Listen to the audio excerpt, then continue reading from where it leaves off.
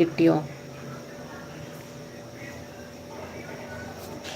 ഞാനിങ്ങനെ ഒരു പുസ്തകം വായിച്ചുകൊണ്ടിരിക്കുക. പുസ്തകം എന്ന് പറഞ്ഞിട്ടുണ്ടെങ്കിൽ മുദ്രകളെ പറ്റിയിട്ടുള്ളൊരു പുസ്തകമാണ്.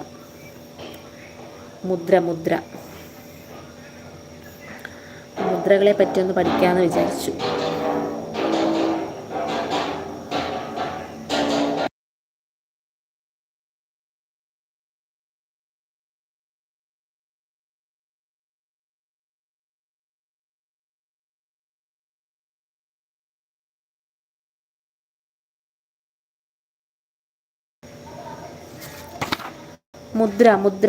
മുദ്ര ചികിത്സ.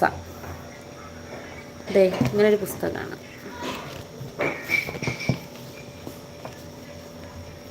കണ്ടോ?